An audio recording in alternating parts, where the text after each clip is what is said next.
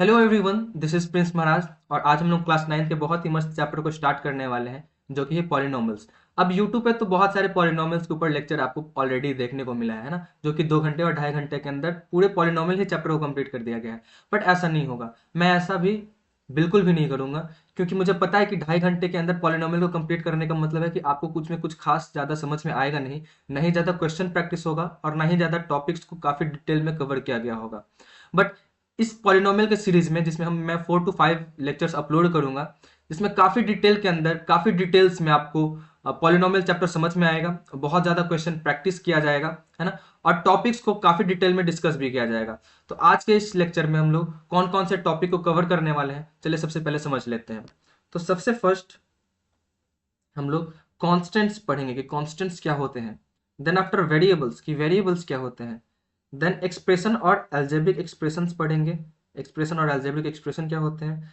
Polynomials and it's standard form, polynomials क्या होता है, क्योंकि ये चैप्टर का नाम है पॉलिनोमियल्स, और पॉलिनोमियल्स को हम लोग स्टैंडर्ड फॉर्म में कैसे लिख सकते हैं इसके बारे में हम समझेंगे। Then degree of polynomial, polynomial के अंदर डिग्रीज क्या होते हैं उसके बारे में। टर्म्स के बेसिस पे पॉलिनोमियल को किन किन टाइप्स में डिवाइड किया गया है उसके बारे में समझेंगे। एक्सप्रेशंस के कोफिशिएंट को हम समझेंगे कि एक्सप्रेशंस का कोफिशिएंट क्या होता है। और फिर हम लोग 30+ क्वेश्चन प्रैक्टिस करेंगे इस सिंगल लेक्चर के अंदर, इन टॉपिक्स में ही, जो कि एकदम बेसिक से टॉपिक्स हैं। इस पे ही हम लोग 30+ क्वेश्चन को प्रैक्टिस करेंगे और समझेंगे। तो चलिए सबसे पहले हम लोग स्टार्ट करते हैं कॉन्स्टेंट्स के ऊपर कि कांस्टेंट क्या होता है। As per definition, the symbol having a fixed numerical value is called constant. नहीं, ऐसा सिंबल जिसका न्यूमेरिकल वैल्यू फिक्स्ड होता है, किसी के लिए भी फिक्स्ड होता है, वो होता है कांस्टेंट। यानी ऐसे सिंबल्स, है ना, जिसका वैल्यू मेरे लिए भी सेम है, आपके लिए भी सेम है, आपके फ्रेंड्स ये लेक्चर देख रहे हैं उनके लिए भी ये वैल्यू सेम होंगे, है ना। हमारे रिलेटिव्स के लिए वो नंबर या वो सिंबल का वैल्यू फिक्स होने वाला है, वैसे सिंबल्स को हम लोग कांस्टेंट कहते हैं। तो एग्जांपल से समझते हैं कि कांस्टेंट होते क्या है। तो 100 जो कि एक मैथमेटिकल नंबर है, और इसका value all over the India, all over the world fix है। मेरे लिए 100 का जो वैल्यू है, वही 100 का वैल्यू आपके लिए भी है, वही 100 का वैल्यू हमारे फ्रेंड्स के लिए भी है, वही 100 का वैल्यू हमारे रिलेटिव्स के लिए है। तो 100 का वैल्यू चेंज नहीं होने वाला है, इसलिए हम लोग 100 को कांस्टेंट कहते हैं। ठीक है। 2 को भी हम लोग कांस्टेंट कहेंगे, क्योंकि सेम ये जो कॉन्सेप्ट है 2 पे भी अप्लाई होता है। 2 का वैल्यू चेंज नहीं होने वाला है, 2 एक कांस्टेंट है। कोई भी एक फ्रैक्शनल नंबर 3/5, ये भी क्या है, ये भी एक कांस्टेंट है। एक डेसिमल नंबर 7.2, ये भी एक कांस्टेंट है। पाई, जो कि आप समझते ही होंगे ना, सर्कल में हम लोग जनरली पाई एक सिंबल है जिसका यूज करते हैं सर्कमफेरेंस वगैरह और भी चीजों के लिए। तो पाई भी एक कांस्टेंट नंबर है, और ऐसे ही बहुत सारे कांस्टेंट नंबर्स इसके एग्जाम्पल होते हैं। ठीक है। तो आई होप कि आपको कांस्टेंट समझ में आया होगा। कांस्टेंट्स बेसिकली क्या है, कांस्टेंट ऐसे सिंबल्स हैं जिनका वैल्यू कहीं भी फिक्स्ड होता है ना। मेरे लिए, आपके लिए, किसी के लिए भी उसका वैल्यू जो है वो फिक्स्ड होगा, इसलिए उसे हम कांस्टेंट कहते हैं। चलिए आगे बढ़ते हैं और समझते हैं कि वेरिएबल्स क्या होते हैं।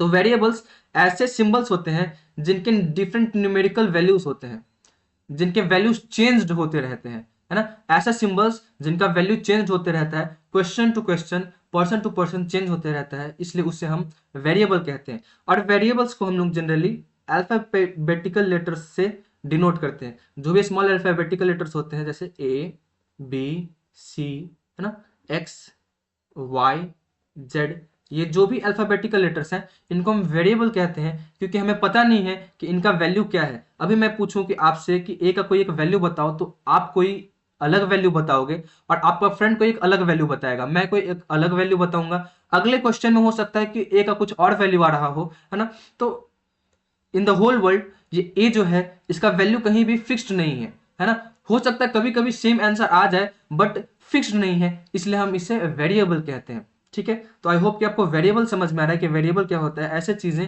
जिनकी वैल्यूज फिक्स्ड नहीं होती, उन्हें हम वेरिएबल कहते हैं। जैसे यहाँ पे एरिया ऑफ स्क्वायर क्या होता है, ए स्क्वायर, यानी साइड का स्क्वायर। यहाँ पे ए क्या है, साइड है, और साइड का स्क्वायर क्या होता है, एरिया ऑफ द स्क्वायर होता है। तो अब मैं आपसे पूछना चाहता हूं कि क्या साइड, हर जो भी स्क्वायर होते हैं उनके साइड के वैल्यूज फिक्स्ड होते हैं। हो सकता है किसी एक क्वेश्चन में स्क्वायर का साइड का वैल्यू 4 सेंटीमीटर दिया हो और किसी अगले क्वेश्चन में कुछ और भी वैल्यूज हो, है ना, तो इट्स डिपेंड कि क्वेश्चन में कैसा जो रिक्वायरमेंट है उसके अनुसार जो है साइड का वैल्यूज अलग अलग हो सकता है। तो इसलिए यहाँ पे साइड को हम लोग एक वेरिएबल कहेंगे। ठीक है, साइड एक यहाँ पे वेरिएबल हो जाएगा, जो कि हम यहाँ पे ए से डिनोट कर रहे हैं, तो A is a variable in this case. ऐसे ही बहुत सारे टॉपिक्स हैं, है ना। तो चलिए आगे हम बढ़ते हैं और समझते हैं कि एक्सप्रेशंस क्या होते हैं। एक्सप्रेशंस, तो अभी हमने समझा कांस्टेंट के बारे में और वेरिएबल के बारे में, कांस्टेंट्स एंड वेरिएबल्स। तो जब ये कांस्टेंट और ये वेरिएबल आपस में किसी सर्टेन रूल्स के थ्रू जुड़ते हैं, जब ये कांस्टेंट और वेरिएबल आपस में किसी सर्टेन रूल्स से जुड़ते हैं, कौन से वो सर्टेन रूल्स हैं? Addition, subtraction, multiplication and division. जब ये कांस्टेंट और जब ये वेरिएबल आपस में किसी सर्टेन रूल्स, कौन से वो रूल्स? तो addition, subtraction, multiplication and division के थ्रू वो जुड़ते हैं, तो इसके बाद जो हमें रिजल्ट मिलता है उस रिजल्ट को हम लोग कहते हैं एक्सप्रेशन। इस रिजल्ट को हम लोग क्या कहते हैं? एक्सप्रेशंस। अब इसे हम एग्जांपल से समझते हैं एक्सप्रेशन एक्चुअली में है क्या। तो कोई एक वेरिएबल ले लेते हैं हम लोग एक्स, ठीक है, और x में जब हम किसी कांस्टेंट यानी 2 जो कि एक कांस्टेंट है इसे हम ऐड करते हैं, तो ये x प्लस 2 एक एक्सप्रेशन बन जाता है। x प्लस 2 क्या बन जाता है? एक एक्सप्रेशन बन जाता है। ठीक है, ऐसे ही अगर y minus 5, y is an variable, y क्या है? एक वेरिएबल है, और जब इस वेरिएबल में से हम 5 एक कांस्टेंट उसे सब्ट्रैक्ट करते हैं तो y माइनस 5 भी एक एक्सप्रेशन बन जाता है। ठीक है, 5x स्क्वायर, अब यहाँ पे एक्स स्क्वायर एक वेरिएबल है और यहाँ पे 5 उसके साथ मल्टीप्लाई में जो कि कांस्टेंट है, तो कांस्टेंट और इस वेरिएबल के मल्टीप्लिकेशन को भी हम एक्सप्रेशन बोलेंगे। ठीक है, 5x/3, यहाँ पे ये वेरिएबल और कांस्टेंट के बीच में डिवीजन है ना, तो इसलिए इसे भी हम क्या कहेंगे? एक कांस्टेंट, सॉरी, एक एक्सप्रेशन बोलेंगे। ठीक है, तो अब एक और भी इसमें एक डाउट हो सकता है, क्वेश्चन आ सकता है कि क्या 5 जो कि कांस्टेंट है ना, 5 क्या है? कांस्टेंट है, तो क्या इसे हम एक एक्सप्रेशन कहेंगे? क्या एक ये एक एक्सप्रेशन है? 5 एक एक्सप्रेशन है या नहीं है? तो दिख तो ये कांस्टेंट रहा है और इसके साथ हमें कहीं भी वेरिएबल नहीं दिख रहा है, तो हो सकता है कि आप बोले कि ये एक एक्सप्रेशन नहीं है, बट मैं कहना चाहता हूं आपको कि नहीं, 5 एक एक्सप्रेशन है, 5 भी एक एक्सप्रेशन है। कैसा एक्सप्रेशन है? इसमें तो कोई वेरिएबल है ही नहीं, तो मैं आपको समझाता हूँ। इस 5 को हम लोग लिख सकते हैं 5 इंटू एक्स का पावर 0, 5 इंटू एक्स का पावर 0। अब ये एक्स का पावर 0 मतलब क्या होता है? एक्स का पावर 0, एक्स का पावर 0 मतलब होता है 1। आपने एक्सपोनेंट चैप्टर में पढ़ा होगा, है ना, क्लास 8 में, क्लास 7 में, कि किसी भी नंबर का पावर अगर 0 हो जाता है तो उसका वैल्यू आंसर आता है 1, उसका आंसर क्या आता है? 1। तो वैसे ही यहाँ पे x का पावर 0 है, तो इसका मतलब ये वाला टर्म क्या है? ये वाला टर्म है 1, और 1 का जब 5 के साथ मल्टीप्लीकेशन करेंगे तो आंसर क्या आएगा? 5। आंसर क्या आएगा? 5। तो देखिए यहाँ पे तो ये हमें दिख रहा है कि ये कांस्टेंट है, बट यहाँ पे इसके बैकयार्ड में अगर हम देखें तो ये constant x to the power 0 से मल्टीप्लाइड है, और यहाँ पे x एक वेरिएबल है और x का पावर 0 भी, ये भी क्या है? एक वेरिएबल का काम कर रहा है, और जब इस वेरिएबल का 5 के साथ मल्टीप्लीकेशन होगा तो आंसर हमें 5 मिलेगा, इसलिए 5 भी क्या है? एक एक्सप्रेशन है। तो जितने भी कांस्टेंट्स होते हैं, जितने भी हमें मैथमेटिकल नंबर से दिखाई दे रहे हैं, है ना, उन्हें भी हम एक्सप्रेशन कहेंगे। क्यों एक्सप्रेशन कहेंगे? क्योंकि इसके पीछे का ये जो लॉजिक है मैंने आपको अभी जस्ट बता दिया। ओके, चलिए आगे बढ़ते हैं और समझते हैं कि पॉलिनोमियल क्या होता है। क्योंकि इस चैप्टर का नाम ही है पॉलिनोमियल, तो हमें समझना है कि पॉलिनोमियल होता क्या है। तो मैं एक एक्सप्रेशन लिखना चाहता हूं पहले, और फिर मैं आपको समझाऊंगा कि पॉलिनोमियल होता क्या है।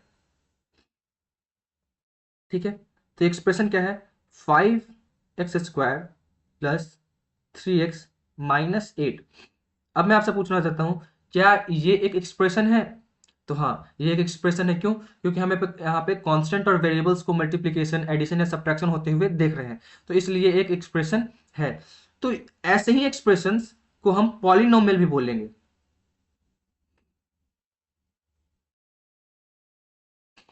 ऐसे ही एक्सप्रेशंस को हम पॉलिनोमियल भी बोलेंगे, बट एक सर्टेन रूल है ना, कुछ सर्टेन टर्म्स एंड कंडीशंस हैं जिनको हम समझ लेंगे और फिर हम बोल सकते हैं कि ऐसे एक्सप्रेशंस को हम पॉलिनोमियल भी बोल सकते हैं। बट वो टर्म्स एंड कंडीशन क्या है वो आप समझ लीजिए। यहाँ पे ये जो एक्सपोनेंट्स हमें दिख रहे हैं, यहाँ पे कोई एक्सपोनेंट नहीं है बट यहाँ पे एक एक्सपोनेंट है 1। तो हमें इस एक्सप्रेशंस में जितने भी हम एक्सप्रेशंस लिख रहे हैं, इसमें जो वेरिएबल्स हैं, इन एक्सप्रेशंस में जो भी वेरिएबल्स हैं और उनके जो भी पावर्स हैं, जो भी हम पावर्स में यूज कर रहे हैं, इन पावर्स के ऊपर ही टर्म्स एंड कंडीशन लग रहा है। इन पावर्स के ऊपर ही क्या लगेगा? Terms and condition. और वो टर्म्स एंड कंडीशन क्या है कि ये जो पावर है वो हमेशा एक पॉजिटिव होल नंबर होना चाहिए।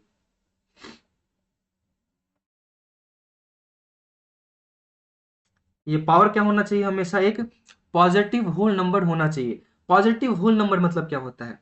देखिए, positive whole number, positive numbers तो आपको पता है कि जो भी है ना 1 2 0 से जितने भी ग्रेटर नंबर्स होते हैं, है ना, वो पॉजिटिव नंबर्स कहलाते हैं। होल नंबर भी आपको पता है कि कंप्लीट नंबर होना चाहिए, कोई एक डेसिमल नंबर नहीं होना चाहिए, फ्रैक्शनल नंबर नहीं होना चाहिए, है ना। तो ऐसे पॉजिटिव होल नंबर्स को हम जब पावर्स के अंदर यूज करेंगे इस एक्सप्रेशन में, तो वैसे एक्सप्रेशंस को हम लोग पॉलिनोमियल कहेंगे। सिंपल भाषा में समझिए कि ये एक एक्सप्रेशन है ना, और यहाँ पे ये जो पावर्स हैं, ये 2 और ये 1, ये जो पावर्स हैं वो एक पॉजिटिव होल नंबर है। देखिए 2 पॉजिटिव नंबर है, 1 भी एक पॉजिटिव नंबर है और होल नंबर भी है। 2 is a whole number and 1 is also a whole number, इसलिए ये जो एक्सप्रेशन है ये एक पॉलिनोमियल कहलाएगा। बट मैं एक एक्सप्रेशन और लिखना चाहता हूँ, 2x का पावर -3 प्लस 5x² प्लस 8। अब यहाँ पे देखिए, यहाँ पे जो पावर है ये हो गया -3, यहाँ पे जो पावर हो गया वो क्या हो गया? -3। अब जैसे ही पावर -3 हुआ, ये एक एक्सप्रेशन तो कहलाएगा बट एक पॉलिनोमियल नहीं कहलाएगा, क्योंकि पॉलिनोमियल्स में, है ना, पावर्स के लिए कुछ टर्म्स एंड कंडीशन होते हैं कि वो हमेशा क्या होना चाहिए? पॉजिटिव होल नंबर होना चाहिए। ये पॉजिटिव नहीं है, ये निगेटिव है, इसलिए ये पॉलिनोमियल नहीं है। ठीक है, तो आई होप कि आपको समझ में आया होगा कि पॉलिनोमियल्स क्या होता है। चलिए आगे बढ़ते हैं और समझते हैं कि पॉलिनोमियल्स को हम लोग स्टैंडर्ड फॉर्म में कैसे लिख सकते हैं। तो यहाँ पे देखिए, ये एक पॉलिनोमियल है। क्या है ये? 2x minus 7x² plus 3। अब ये एक पॉलिनोमियल है या नहीं है? तो एब्सोल्युटली ये एक पॉलिनोमियल है। ये एक पॉलिनोमियल है, यानी 2x, इसका पावर एक पॉजिटिव होल नंबर है 1। यहाँ पे 7x का पावर 2, तो ये 2 is also a positive whole number और 3 तो एक कांस्टेंट है, तो इसलिए ये एक पॉलिनोमियल है। बट इस पॉलिनोमियल को हम लोग स्टैंडर्ड फॉर्म में कैसे लिखेंगे? इस पॉलिनोमियल को हम लोग स्टैंडर्ड फॉर्म में कैसे लिखेंगे? तो स्टैंडर्ड फॉर्म कहने का मतलब कि जो पावर होगा ना, जो भी पावर होंगे वो डिक्रीजिंग ऑर्डर में होना चाहिए, यानी सबसे हाईएस्ट पावर वाला टर्म सबसे पहले लिखा जाएगा, फिर उससे कम पावर वाले टर्म्स उसके बाद, और सबसे लोएस्ट वाले लास्ट में। तो सबसे हाईएस्ट पावर वाला ये जो टर्म है वो है -7x²। क्या है? -7x²। फिर उसके बाद है +2x, देन +3। तो ये क्या है? ये पॉलिनोमियल का, इस पॉलिनोमियल का ये स्टैंडर्ड फॉर्म है। इस पॉलिनोमियल का क्या है? ये स्टैंडर्ड फॉर्म है। तो आई होप कि आपको समझ में आ रहा है कि स्टैंडर्ड फॉर्म में हम लोग पॉलिनोमियल्स को कैसे लिख सकते हैं। अगर कोई एक पॉलिनोमियल लिखा हुआ है 3x² plus 8x³ minus 7x का पावर 4 प्लस 8x-3, तो ये एक पॉलिनोमियल है और इस पॉलिनोमियल को हम लोग स्टैंडर्ड फॉर्म में कैसे लिखेंगे, है ना। तो चलिए इसको भी एक बार सॉल्व करके देखते हैं कि इसको हम स्टैंडर्ड फॉर्म में कैसे लिखेंगे। तो हाईएस्ट पावर क्या है? ये 4 है ना। तो सबसे पहले ये वाला टर्म लिखा जाएगा 7x का पावर 4, ठीक है। उसके बाद ये 3 पावर वाला टर्म जो कि है 8x का पावर 3, ठीक है। इसके बाद क्या होगा? ये 3x² वाला टर्म, है ना, plus 3x², then after plus 8x, then -3। तो ये जो पॉलिनोमियल था, इस पॉलिनोमियल को हम लोगों ने स्टैंडर्ड फॉर्म में ऐसे लिख दिया। तो आगे जब भी आप पॉलिनोमियल लिखेंगे तो मेक श्योर कि आप पॉलिनोमियल को हमेशा स्टैंडर्ड फॉर्म में ही लिखें, क्योंकि स्टैंडर्ड फॉर्म में लिखने पे पॉलिनोमियल काफी अच्छा दिखता भी है ना, और समझ में भी काफी अच्छा आता है। आगे बढ़ते हैं और डिस्कस करते हैं कि coefficient of an expression, expression या किसी भी टर्म का कोफिशिएंट क्या होता है। जैसे हमने जस्ट इस स्लाइड में हमने ये क्वेश्चन लिखा है ना, इस क्वेश्चन को हम यहाँ से कॉपी पेस्ट कर लेते हैं। या खुद से भी एक क्वेश्चन हम लोग लिख ही लेते हैं। -7x⁴ है ना, plus 8x⁴ minus 15x² plus 8x-3। अब ये एक पॉलिनोमियल है ना। तो इस पॉलिनोमियल में डिफरेंट डिफरेंट टर्म्स हैं, एक ये टर्म है, एक ये टर्म है, एक ये टर्म है, ये भी एक टर्म है और ये भी एक टर्म। इसमें टोटल 5 टर्म्स हैं। तो इसमें टोटल 5 कोफिशिएंट्स के ऊपर हम लोग क्वेश्चन पूछ सकते हैं। तो सबसे पहले समझिए कोफिशिएंट होता क्या है। तो the coefficient of a term in an algebraic expression is the numerical value multiplied to the variable. यानी वेरिएबल के साथ जो न्यूमेरिकल वैल्यू मल्टीप्लाइड है, वेरिएबल के साथ जो न्यूमेरिकल वैल्यू मल्टीप्लाइड है, वेरिएबल के साथ जो न्यूमेरिकल वैल्यू मल्टीप्लाइड है, उसे ही हम कोफिशिएंट कहते हैं उस टर्म का, है ना। x² के साथ यहाँ पे -15 मल्टीप्लाइड में है, तो -15 जो होगा x² का कोफिशिएंट कहलाएगा। x के साथ +8 मल्टीप्लाइड में है ना, तो ये +8 ये जो टर्म है, ये जो नंबर है, ये x का कोफिशिएंट कहलाएगा। x³ के साथ +8 यहाँ पे मल्टीप्लाइड में है, तो ये इसका क्या कहलाएगा, कोफिशिएंट कहलाएगा। और x⁴ का अगर हम लोग कोफिशिएंट पूछेंगे तो वो होगा -7। तो कोफिशिएंट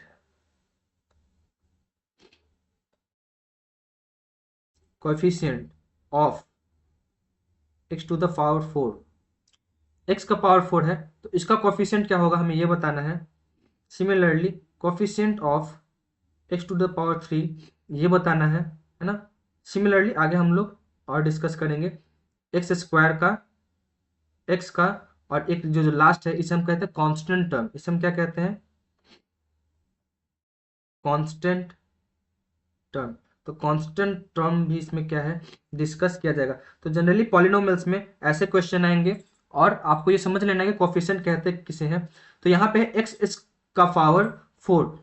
इसका कोफिशिएंट क्या होगा, x⁴ का कोफिशिएंट क्या होगा। तो यहाँ पे हमें x⁴ आइडेंटिफाई करना है कि देखिए यहाँ पे x⁴ है और x⁴ के साथ ये जो नंबर है -7 ये क्या है, x⁴ का कोफिशिएंट है ना। x³ तो x³ आइडेंटिफाई कीजिए पॉलिनोमियल में कहाँ है, और x³ के साथ जो नंबर मल्टीप्लाइड में है वो उसका कोफिशिएंट हो जाएगा 8, है ना। x², तो x² के साथ कौन सा नंबर मल्टीप्लाइड में है, -15। देखिए साइन भी लिखना है और वो कांस्टेंट नंबर भी लिखना है ना। तो -15 क्या हो जाएगा, इसका कोफिशिएंट हो जाएगा। x का कोफिशिएंट क्या होगा, 8 होगा, है ना। और कांस्टेंट टर्म इस पूरे पॉलिनोमियल में कांस्टेंट टर्म कौन है, कांस्टेंट टर्म है -3। तो ये क्या हो जाएगा, कांस्टेंट टर्म हो जाएगा -3। ठीक है, तो आई होप कि आपको कोफिशिएंट समझ में आया होगा कि कोफिशिएंट क्या है। थोड़े छोटे मोटे और भी क्वेश्चन हम लोग इसमें डिस्कस कर लेते हैं, जैसे 5x + 3। तो यहाँ पे x का कोफिशिएंट क्या है, यहाँ पे x का कोफिशिएंट है 5, क्योंकि x के साथ 5 क्या है, मल्टीपल में है ना। तो 5 इसका कोफिशिएंट हो जाएगा। अगर मैं लिखूं x - 3, अब ये भी एक क्या है, ये भी एक पॉलिनोमियल है। तो यहाँ पे मैं x का कोफिशिएंट पूछूं तो x का कोफिशिएंट क्या होगा। तो यहाँ पे देखिए x तो दिख रहा है, बट x के साथ कोई नंबर मल्टीप्लाइड में नहीं दिख रहा है, मल्टीप्लीकेशन में नहीं दिख रहा है। तो हम क्या समझेंगे, यहाँ पे x के साथ कोई नंबर नहीं है, इसका मतलब 1 है ना, 1 मल्टीप्लाई में रहता है। तो यहाँ पे x का कोफिशिएंट क्या हो जाएगा, 1 हो जाएगा। ठीक है, अगर मैं लिखूं x² - 3x, है ना। तो यहाँ पे मैं पूछूं x² का कोफिशिएंट क्या होगा। तो यहाँ पे x² का कोफिशिएंट हो जाएगा 1। x का कोफिशिएंट पूछूं तो x का कोफिशिएंट क्या हो जाएगा, x का कोफिशिएंट हो जाएगा -3। और मैं अगर यहाँ पे आपसे पूछ रहा हूँ कि कांस्टेंट टर्म इसमें कहाँ है, तो क्या आपको इस पॉलिनोमियल में कहीं भी कांस्टेंट टर्म दिख रहा है, नहीं। कांस्टेंट टर्म नहीं दिख रहा तो हम उसे 0 से डिनोट कर सकते हैं कि इस पॉलिनोमियल में कांस्टेंट टर्म नहीं है, तो 0 एज अ कांस्टेंट टर्म हम यहाँ पे यूज कर सकते हैं। ठीक है, तो आई होप कि आपको कोफिशिएंट क्या होते हैं, डिफरेंट डिफरेंट टर्म्स के एक्सप्रेशंस में कोफिशिएंट क्या होता है आपको समझ में आया होगा। नेक्स्ट आगे मूव करते हैं और फिर समझते हैं कि अब डिग्री ऑफ द पॉलिनोमियल क्या होता है, पॉलिनोमियल के अंदर डिग्रीज क्या होते हैं। तो degree of a polynomial is the highest power of the variable in the polynomial. यानी पॉलिनोमियल में जो वेरिएबल्स यूज किए जाते हैं उस वेरिएबल का सबसे हाईएस्ट पावर जो होता है वही डिग्री कहलाता है। जैसे मैं यहाँ पे एग्जांपल लिख रहा हूँ एक, कि 5x³ + 3x² - 9x + 5। अब ये एक पॉलिनोमियल है ना। और इस पॉलिनोमियल का अगर मैं डिग्री पूछूं, अगर मैं डिग्री पूछूं तो डिग्री क्या होता है, वेरिएबल का हाईएस्ट पावर जो उस पॉलिनोमियल में यूज किया गया होगा। यहाँ पे एक्स क्यूब है, तो इसका हाईएस्ट पावर है यहाँ पे 3, इसका पावर है 2, इसका पावर है 1, और यहाँ पे तो इसका वेरिएबल है ही नहीं, तो यहाँ पे हम लोग लेट सपोज एक्स का पावर 0 मान सकते हैं ना। तो यहाँ पे 3, 2, 1 और 0 है, तो इसमें हाईएस्ट पावर कौन है? 3 है। हाईएस्ट पावर क्या है? 3। तो इस पॉलिनोमियल का डिग्री भी क्या हो जाएगा? 3। हाईएस्ट पावर को ही हम लोग डिग्री कहते हैं। एक और एग्जांपल से समझिए, 5x² माइनस 8x प्लस 5। अब ये भी एक पॉलिनोमियल है, और इस पॉलिनोमियल का अगर मैं डिग्री पूछूं, तो इस पॉलिनोमियल का डिग्री क्या हो जाएगा? 2। क्यों 2? क्योंकि 2 is the highest power used in this polynomial of the variable, है ना। वेरिएबल का सबसे हाईएस्ट पावर कौन सा है? 2 है, तो 2 is the degree of the polynomial. अगर मैं यहाँ पे 5x प्लस 8 लिख रहा हूं, तो यहाँ पे अगर मैं आपसे डिग्री पूछूंगा, तो इसका डिग्री क्या हो जाएगा? इसका डिग्री हो जाएगा 1। इसका डिग्री क्या हो जाएगा? 1। अब यहाँ पे 1 तो लिखा हुआ नहीं है, बट अगर किसी भी वेरिएबल का पावर और कुछ भी नहीं लिखा, इसका मतलब उसका पावर क्या होता है? 1 होता है। ये आपको समझना है ना। तो इसका डिग्री क्या हो जाएगा?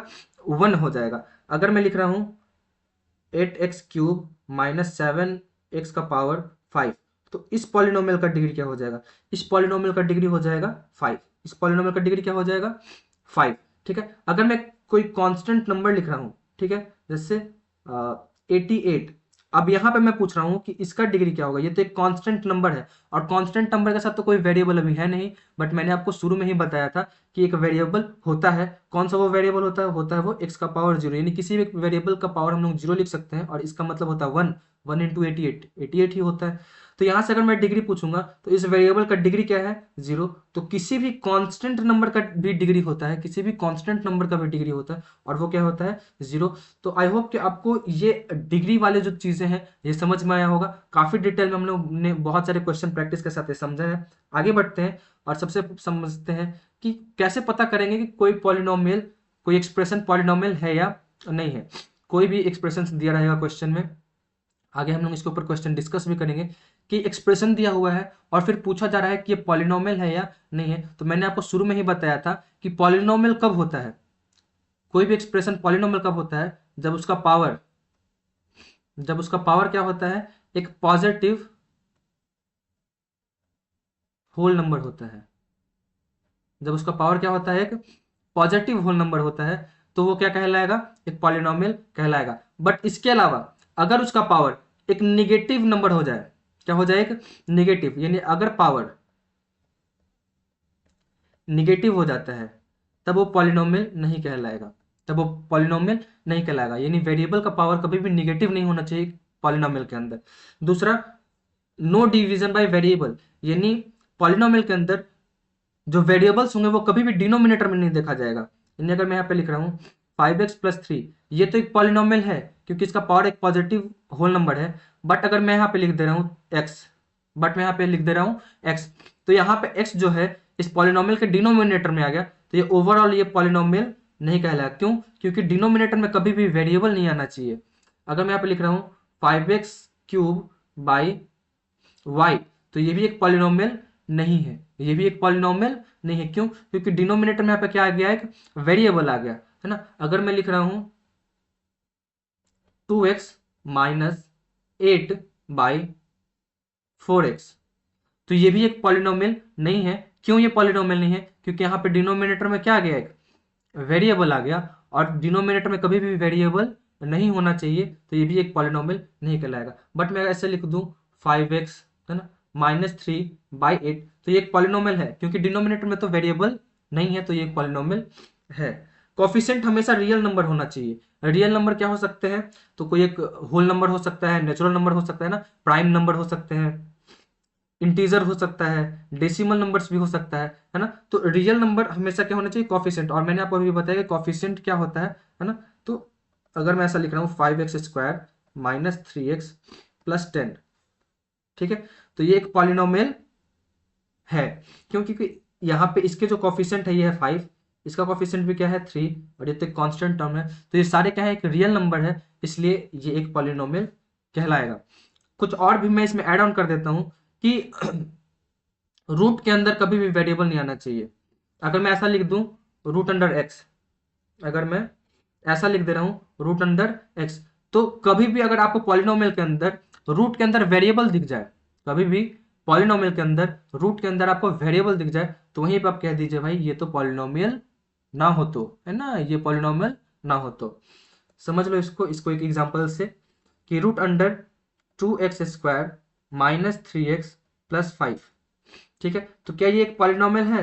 तो नहीं, ये एक पॉलिनोमियल नहीं है। क्यों ये पॉलिनोमियल नहीं है? क्योंकि यहाँ पे हमें दिख रहा है कि एक्स स्क्वायर जो कि एक वेरिएबल है और इसके ऊपर हमें रूट दिख रहा है, तो इसलिए ये एक पॉलिनोमियल नहीं है, ठीक है।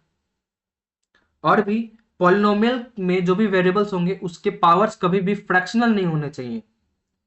5x का पावर 3/2 ऐसा देखने को मिलेगा तो भी वो पॉलिनोमियल नहीं कहलाएगा, तब भी वो पॉलिनोमियल नहीं कहलाएगा, फ्रैक्शनल पॉलिनोमियल नहीं होना चाहिए, ठीक है। आगे बढ़ते हैं और आगे अब हम देख रहे हैं कि डिग्री के बेसिस पे हम लोग पॉलिनोमियल्स को कैसे डिवाइड किए हैं, है ना। डिग्री के बेसिस पे हमने पॉलिनोमियल्स को कैसे कैसे डिवाइड किया है। तो डिग्री अभी मैंने आपको थोड़ा देर पहले बताया है कि जो हाईएस्ट पावर होता है, जो हाईएस्ट पावर होता है पॉलिनोमियल के अंदर वेरिएबल्स का, उसे हम डिग्री कहते हैं, है ना। तो अगर किसी पॉलिनोमियल का डिग्री जीरो है, अगर किसी पॉलिनोमियल का डिग्री क्या है, जीरो है, तो उसे हम कांस्टेंट पॉलिनोमियल बोलेंगे। तब उसे हम क्या कहेंगे? Constant polynomial. जैसे 7, यहाँ पे देखिए 7, अब 7 एक कांस्टेंट नंबर है और इसके साथ अगर मैं लिखना चाहता हूँ एक्स का पावर जीरो, तो ये भी क्या है, ये भी एक 7 को ही डिनोट कर रहा है। तो यहाँ पे इस 7 का मैं डिग्री पूछूंगा तो क्या बताओगे? इस 7 का डिग्री आप जीरो बताओगे। तो अगर किसी पॉलिनोमियल का डिग्री अगर जीरो है तो उसे हम कांस्टेंट पॉलिनोमियल कहेंगे, जैसे कि 7 minus 3 0, this all are the constant polynomial. Then अगर किसी भी पॉलिनोमियल का डिग्री 1 है, अगर किसी भी पॉलिनोमियल का डिग्री क्या है, 1 है, तो उसे हम कहेंगे लीनियर पॉलिनोमियल। उसे हम क्या नाम देंगे? Linear polynomial. जैसे यहाँ पे 3x प्लस 2, अब यहाँ पे x का पावर क्या है, x का पावर यहाँ पे 1 है, x का पावर क्या है यहाँ पे 1, तो ये 3x plus 2 is a linear polynomial, ठीक है। यहाँ पे आप देखिए 5 माइनस 5y प्लस 4, यहाँ पे भी y का पावर क्या है, 1 है, तो ये भी क्या है, एक लीनियर पॉलिनोमियल कहेंगे। अगर डिग्री 2 हो तो उसे हम क्या कहेंगे? Quadratic polynomial. जैसे एग्जांपल में x² प्लस 5x प्लस 6, यहाँ पे x का हाईएस्ट पावर यानी इस पूरे पॉलिनोमियल यहाँ पे पावर है 1 और यहाँ पे पावर है 2, तो इस पूरे पॉलिनोमियल का डिग्री क्या है? 2 है। हाईएस्ट पावर अगर किसी पॉलिनोमियल का अगर 2 हो जाता है तो उसे हम क्वाड्रेटिक पॉलिनोमियल कहते हैं। जैसे 2y² माइनस 3y प्लस 1, ये भी क्या है? ये भी क्वाड्रेटिक पॉलिनोमियल है। अगला, अगर डिग्री क्या हो? 3 हो, अगर किसी पॉलिनोमियल का डिग्री क्या हो? 3 हो, तो उसे हम क्यूबिक पॉलिनोमियल कहते हैं। जैसे x³ minus 4x² plus x minus 1, अब यहाँ पे डिग्री इस पॉलिनोमियल का क्या है? 3, तो ये जो पॉलिनोमियल है इसे हम क्यूबिक पॉलिनोमियल बोलेंगे। 2y³ प्लस y माइनस 5, ये भी क्या है? ये भी एक क्यूबिक पॉलिनोमियल है, ठीक है। अगर डिग्री क्या हो जाता है? 4, तो उसे हम क्वाड्रिक या बाई क्वाड्रेटिक पॉलिनोमियल कहते हैं, या उसे हम बाई क्वाड्रेटिक पॉलिनोमियल कहते हैं, जिसका हाईएस्ट पावर यानी डिग्री क्या हो? 4 हो, है ना। तो ये क्या है? बाई क्वाड्रेटिक पॉलिनोमियल है, ये भी एक बाई क्वाड्रेटिक पॉलिनोमियल है। अगर डिग्री क्या हो? 5 हो। वैसे 4 और 5 पे ज्यादा क्वेश्चन आता नहीं है, बट आपको पता होना चाहिए, इसलिए मैंने इसे भी एड ऑन कर दिया है। क्विंटिक पॉलिनोमियल, अगर डिग्री क्या हो?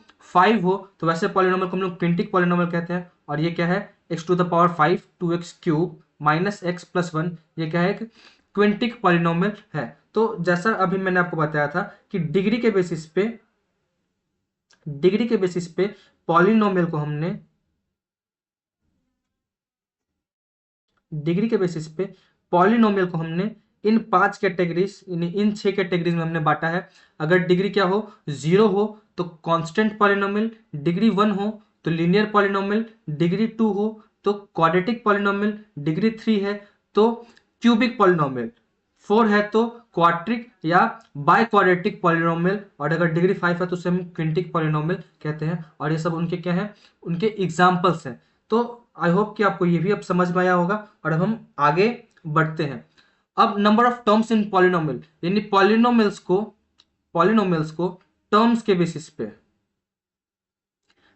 बेसिस पे डिवाइड किया गया है। पहले हमने डिग्री के बेसिस पे डिवाइड किया था, जो कि मैंने, है ना, 5 या 6 कैटेगरीज देखे हैं। अब टर्म्स के बेसिस पे हम पॉलिनोमियल को डिवाइड करेंगे तो टर्म्स के बेसिस पे डिवाइड करते हैं और समझते हैं कौन कौन सा है। तो सबसे पहले है मोनोमियल, मोनोमियल पॉलिनोमियल। तो ये मोनोमियल क्या होता है? ऐसा पॉलिनोमियल जिसमें सिर्फ एक ही टर्म हो, ऐसा पॉलिनोमियल जिसमें सिर्फ एक ही टर्म हो, जैसे 5x², 5x², ये सिर्फ एक ही टर्म है इसलिए इसे हम मोनोमियल कहेंगे, है ना। 3x³ ये भी क्या है? एक मोनोमियल है ना। कोई एक कांस्टेंट नंबर लिख देते हैं 5, तो ये भी क्या है? एक मोनोमियल है। -5x ये भी क्या है? ये सभी भी मोनोमियल है। तो मोनोमियल क्या होता है? ऐसा पॉलिनोमियल जिसके सिर्फ एक ही टर्म्स हो, जिसके सिर्फ क्या हो? एक ही टर्म्स हो, है ना, तो उन्हें हम मोनोमियल कहते हैं। अगला है बायोनोमियल। बायोनोमियल क्या होता है? ऐसा पॉलिनोमियल जिसके दो टर्म्स हो, ऐसा पॉलिनोमियल जिसमें कितने टर्म्स हो? दो टर्म्स हो, जैसे 3x + 7, 5x² - 3, है ना, 8x³ - 5x²। तो ये जितने भी ये सब जो एक्सप्रेशन है, जो पॉलिनोमियल्स हैं, इन सभी में कितने टर्म्स हैं? दो टर्म्स हैं, इसलिए इन्हें हम बायनोमियल कहेंगे। अगला है ट्राइनोमियल। ट्राइनोमियल क्या है? जिसमें तीन टर्म्स हो। ऐसे पॉलिनोमियल जिसमें कितने टर्म्स हो? तीन टर्म्स हो, तो उन्हें हम ट्राइनोमियल कहते हैं, जैसे x² + 5x + 6। अब इस पॉलिनोमियल को हम क्या कहेंगे? ट्राइनोमियल कहेंगे, है ना। तो टर्म्स के बेसिस पे हमने पॉलिनोमियल को डिवाइड किया तीन अलग अलग सेक्टर्स में। मोनोमियल जिसके एक टर्म्स हो, बाइनोमियल ऐसे पॉलिनोमियल जिसमें दो टर्म्स हो, ट्राइनोमियल ऐसे पॉलिनोमियल जिसमें तीन टर्म्स हो। ठीक है, तो ये टर्म्स के बेसिस पे हमने पॉलिनोमियल को डिवाइड किया। अब हम आगे बढ़ते हैं और अब आज के टॉपिक्स कंप्लीट हुए और इन टॉपिक्स के बेसिस पे हम लोग कुछ क्वेश्चन प्रैक्टिस करते हैं। इन टॉपिक्स के बेसिस पे हम लोग क्या करेंगे? कुछ क्वेश्चन प्रैक्टिस करेंगे। तो ये 9 क्वेश्चंस हैं। किस बेसिस पे क्वेश्चंस पूछे जा रहे हैं? तो which of the flowing expressions, इनमें से कौन से एक्सप्रेशंस पॉलिनोमियल है ना, हमें बताना है। मैंने आपको शुरू में बताया था कि आगे ऐसे क्वेश्चंस आते हैं जिसमें एक्सप्रेशन दिया रहेगा और फिर पूछा जाएगा कि वो पॉलिनोमियल है या नहीं है ना। तो ये क्वेश्चंस उसी से रिलेटेड है। और अगर वो पॉलिनोमियल हुआ, in case of a polynomial, अगर वो पॉलिनोमियल हुआ तो फिर हमें उसकी डिग्री भी बतानी है। यानी हमें इसमें दो टास्क करने हैं। पहले तो आइडेंटिफाई करना है कि वो पॉलिनोमियल है या नहीं है। अगर वो पॉलिनोमियल नहीं है तो नेक्स्ट क्वेश्चन पे चले जाएंगे। अगर वो पॉलिनोमियल हुआ तो उस पॉलिनोमियल का हमें डिग्री भी बताना पड़ेगा। उस पॉलिनोमियल का हमें क्या बताना पड़ेगा? डिग्री भी बताना पड़ेगा, है ना। तो पहले मैं आपको बता दूं कि कौन कौन से ऐसे रूल्स हैं जिससे हम पता कर पाए कि एक्सप्रेशन पॉलिनोमियल है या नहीं है। तो मैंने आपको अभी बताया था कि सबसे पहला चीज कि जो पावर होगा वो हमेशा पॉजिटिव होल नंबर होगा। पावर हमेशा क्या होना चाहिए? एक्सप्रेशन में जो भी वेरिएबल्स के जो भी पावर होते हैं वो एक पॉजिटिव होल नंबर होना चाहिए, निगेटिव नहीं होना चाहिए। निगेटिव पावर अलाउड नहीं है ना। दूसरा कि जो पावर होगा वो फ्रैक्शनल नहीं होना चाहिए। वो क्या होना नहीं चाहिए? फ्रैक्शनल। इन एग्जाम्पल में आप समझिए 2/3 ऐसा हो, 5/7 हो, तो ऐसे पावर्स है तो वो भी पॉलिनोमियल नहीं कहलाएगा, है ना। तीसरा, जो वेरिएबल है, जो भी वेरिएबल होगा वो कभी भी डिनोमिनेटर में नहीं आना चाहिए। वेरिएबल डिनोमिनेटर में नहीं होना चाहिए। अगर वेरिएबल डिनोमिनेटर में आ गया तो भी वो पॉलिनोमियल नहीं कहलाएगा। और चौथा कि जो वेरिएबल है वो अगर हमें रूट के अंदर दिख जा रहा है, वेरिएबल अगर कहीं से भी अगर हमें रूट के अंदर दिख जा रहा है तो वो भी पॉलिनोमियल नहीं होगा, वो भी पॉलिनोमियल नहीं होगा। तो इन चारों चीजों के बेसिस पे, है ना, हम आगे क्वेश्चन सॉल्व करते हैं। चलिए, तो सबसे पहला पॉलिनोमियल है, एक्सप्रेशन है 3x² - 5x + 7, है ना। तो ये एक एक्सप्रेशन है और हमें बताना है कि पॉलिनोमियल है या नहीं है। देखिए इसका पावर तो पॉजिटिव है, यहाँ भी इसका पावर 1 है जो कि एक पॉजिटिव नंबर है, नेगेटिव पावर नहीं है ना, होल नंबर है। तो ये क्या है? एक पॉलिनोमियल है। अब अगर ये पॉलिनोमियल है तो इसका डिग्री कितना होगा? डिग्री क्या होता है? Highest power of the polynomial, है ना। तो इसका डिग्री होगा 2, क्योंकि 2 क्या है? हाईएस्ट पावर है, तो इसका डिग्री हो जाएगा 2। ठीक है, ये एक पॉलिनोमियल है या नहीं है। तो यहाँ पे देखिए ये एक अलग टर्म है, यहाँ तक तो ये पॉलिनोमियल था, बट ये एक पॉलिनोमियल नहीं है क्योंकि यहाँ पे x क्या है? डिनोमिनेटर में आ गया। x क्या आ गया? डिनोमिनेटर में आ गया। तो जैसे ही x डिनोमिनेटर में आया ये पॉलिनोमियल अब नहीं रहा, तो ये पॉलिनोमियल नहीं है। ये पॉलिनोमियल क्या है? नहीं है ना। यहाँ भी देखिए वेरिएबल रूट के अंदर आ गया और मैंने अभी बताया था कि रूट के अंदर वेरिएबल नहीं आना चाहिए। रूट के अंदर अगर वेरिएबल आ गया तो पॉलिनोमियल नहीं कहलाएगा। तो ये भी क्या है, ये भी पॉलिनोमियल नहीं है ना।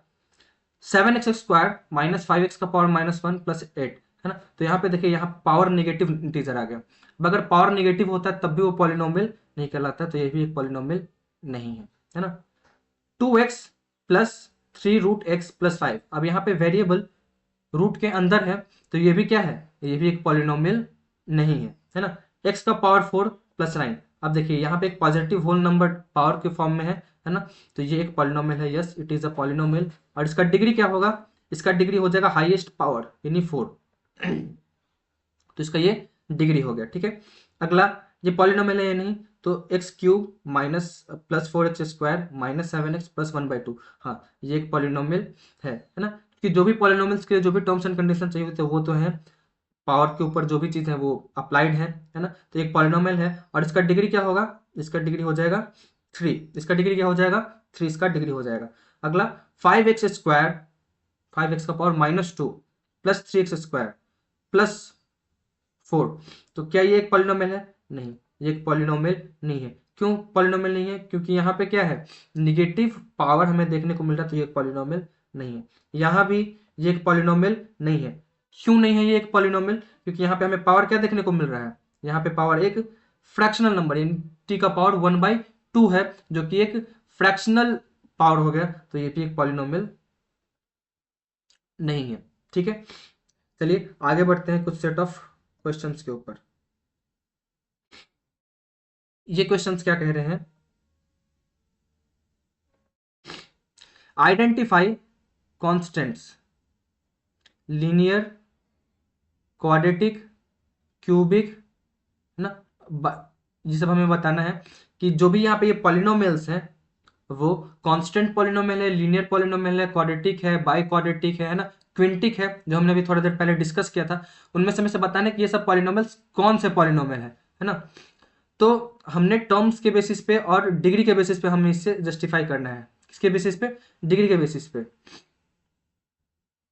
तो इसको थोड़ा सा हमें सॉल्व करना पड़ेगा। ये है 3x plus 7 minus x, 3x plus 7 minus x, तो ये 3x में से ये x तो सब्ट्रैक्ट हो जाएगा क्योंकि है ना सेम वेरिएबल इसमें यूज किया गया है। तो 3x माइनस एक्स क्या हो जाएगा 2x, क्या हो जाएगा 2x, और 2x प्लस 7, 2x प्लस 7। अब इसका हाईएस्ट पावर क्या है, इसका हाईएस्ट पावर क्या है, यहाँ पे इसका हाईएस्ट पावर है 1, तो ये कौन सा पॉलिनोमियल होगा, ऐसे पॉलिनोमियल जिसके हाईएस्ट पावर यानी डिग्री 1 होता है उससे हम लीनियर पॉलिनोमियल कहते हैं। उसे हम क्या कहते हैं, लीनियर पॉलिनोमियल, लीनियर पॉलिनोमियल, ठीक है। ये क्या है, एक लीनियर पॉलिनोमियल है। अगला x square plus 5 minus 4x है ना, तो इसमें कितने, इसका हाईएस्ट डिग्री है, इसका डिग्री क्या है, इसका डिग्री है 2, इसका डिग्री क्या है 2, तो इसलिए ये कौन सा पॉलिनोमियल होगा, ये कौन सा पॉलिनोमियल होगा, ये होगा क्वाड्रेटिक, ये हो जाएगा क्वाड्रेटिक पॉलिनोमियल। ये क्या हो जाएगा, क्वाड्रेटिक पॉलिनोमियल हो जाएगा। अगला यहाँ पे है x cube minus 6x plus 9, तो एक्स क्यूब हाईएस्ट डिग्री कितना है, इस पॉलिनोमियल का डिग्री कितना है, तो इसका डिग्री है 3, इसका डिग्री क्या है 3। अब 3 जब डिग्री है तो ये कौन सा पॉलिनोमियल होगा, ये होगा एक क्यूबिक पॉलिनोमियल, ये क्या होगा, एक क्यूबिक पॉलिनोमियल होगा, ठीक है। अगला 12, 12 तो एक सिर्फ कांस्टेंट नंबर है इसलिए क्या है, एक कांस्टेंट पॉलिनोमियल है, ये क्या है, एक कांस्टेंट पॉलिनोमियल है। अगला 4x square, 4x square minus 2x square, देखो एक्स स्क्वायर वाला वेरिएबल है तो दोनों सब्ट्रैक्ट हो सकते हैं, तो ये हो जाएगा 2x स्क्वायर माइनस 3। अब इसका डिग्री कितना है, इसका डिग्री है 2, तो इसलिए ये कौन सा पॉलिनोमियल है, ये एक हो जाएगा क्वाड्रेटिक पॉलिनोमियल, ये एक हो जाएगा क्वाड्रेटिक पॉलिनोमियल, ठीक है। X cube minus x cube, अब एक्स क्यूब में से एक्स क्यूब घटेगा तो ये हो जाएगा 0 प्लस 4x प्लस 3, तो 4x प्लस 3 ये क्या है, इसका हाईएस्ट डिग्री 1 है तो इसलिए एक लीनियर पॉलिनोमियल है, ये क्या है, एक लीनियर पॉलिनोमियल है। अगला 5x का पावर 0, 5x का पावर 0 है यहाँ पे, तो ये हो जाएगा 1, 1 इंटू 5 5, 1 इंटू, देखो x का पावर 0 मतलब होता है 1, 1 इंटू 5 करेंगे, 1 इंटू 5 करेंगे तो 5 आंसर आएगा, और 5 प्लस 12 5 + 12 क्या हो जाएगा? 5 + 12 हो जाएगा 17। 5 + 12 क्या हो जाएगा? 17। तो 17 क्या है? एक कांस्टेंट पॉलिनोमियल है। 17 क्या है? एक कांस्टेंट पॉलिनोमियल है। आई होप कि आपको समझ में आ रहा है ना। अगला, थोड़ा कलर चेंज कर लूं। हाँ, तो ये x का मल्टीप्लीकेशन x के साथ होगा तो हो जाएगा एक्स स्क्वायर। देन इस x का मल्टीप्लीकेशन 3 के साथ होगा तो हो जाएगा 3x। -2 इंटू एक्स हो जाएगा -2x। एंड -2 इंटू +3 हो जाएगा -6। तो इसको थोड़ा सा और सॉल्व करेंगे तो ये हो जाएगा x square plus x. 3x में से 2x घटा तो x बचा -6, है ना।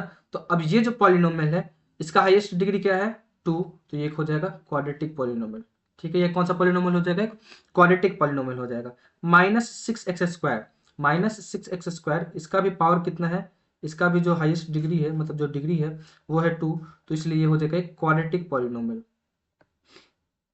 ये क्या हो जाएगा? एक क्वाड्रेटिक पॉलिनोमियल। और यहाँ पे है सिंपली -6p। अब इसका हाईएस्ट पावर है यहाँ पे 1, है ना। तो ये हो जाएगा एक लीनियर पॉलिनोमियल। क्या हो जाएगा? एक लीनियर पॉलिनोमियल। ठीक है, अब हम लोग आगे बढ़ते हैं और अब नेक्स्ट तरीके के क्वेश्चन के ऊपर हम लोग देखते हैं जिसमें कोफिशिएंट पूछा जाएगा, coefficient of a term. Coefficients के ऊपर हम लोग क्वेश्चंस को डिस्कस करेंगे। तो क्वेश्चन क्या कह रहा है? इन द पॉलिनोमियल px। अब ये जो px है ये पॉलिनोमियल को डिनोट करने का तरीका होता है। इस px का मतलब क्या होता है? इस px को हम लोग रीड कैसे करते हैं? पॉलिनोमियल इन x।